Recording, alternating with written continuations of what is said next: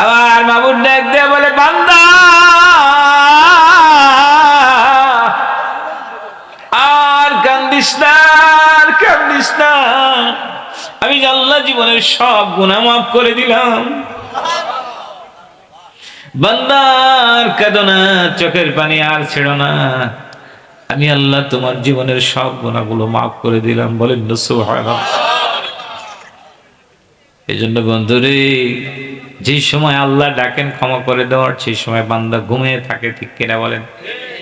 চোখের পানি ছেড়ে কাঁদবে কিরকম? মা মিন আবদিন মুমিন ইয়াখরুজু মিন আইনাইহি দামু ওয়া ইন কানা মিসলা রাসিল জুবাবি মিন খাশিয়াতিল্লাহ সুম্মা ইউসিবু শাইয়্যাম মিন হারি ওয়াজহি ইল্লা হারামাহুল্লাহু আলান নার। আল্লাহু আকবার বলেন।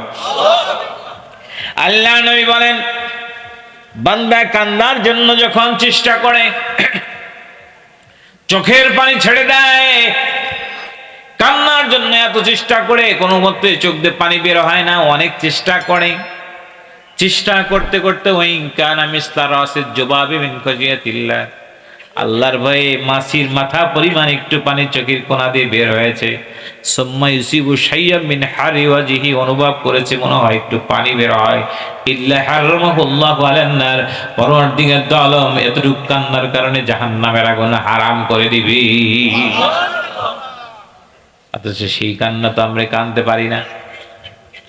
ইবগু ফাইল্লাম তাস্তাদি ফাতাবাগু, রাসূল আমার বলেন, বান্দা কান্দো কান্দো কান্দো কান্দো কান্দো, কাঁদতে যদি না পারো, যদি পানি বের না হয়, মুখটা ভাঙ করো, পরওয়ারদিগার দু আলম তোমার এই মুখ বাঁকাটাকে গ্রহণ করে নিবে। কি বলেন, ঠিক না? জাহান্নামের ভয়ে তো কান্না আসতে চায় না। জাহান্নাম কি সে জানেই না? জাহান্নাম ভয় যে তার ভিতরে আসবে, জাহান্নাম তো সে চিনে না জাহান্নামটা কি। عن أبي هريرة رضي الله تعالى عنه أنه قال رسول الله صلى الله عليه وسلم أركد على النار ألف سنة حتى احمرت ثم أركد عليه ألف سنة حتى ابيضت ثم أركد عليه ألف سنة حتى اسودت فإذا سوداء مظلمة رواه الترمذي। الله أكبر বলেন। সুনানে তিরমিজির হাদিস। রাইসুল মুহাদ্দিসিন আবু হুরায়রা রাদিয়াল্লাহু তাআলা বর্ণনা করেন, রাসূল আমার বলেন, জাহান্নামের আগুনকে 1000 বছর জ্বালানোর পরে আগুনটা লাল হয়। কি হয়?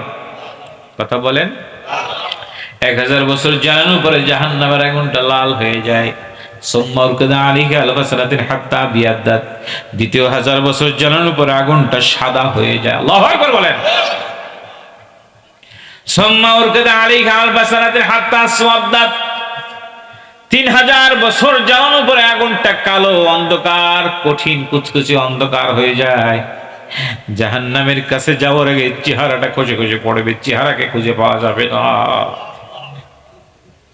এই জাহান্নাম দেখি নাই বিধায় আমরা বুঝতে পারি না।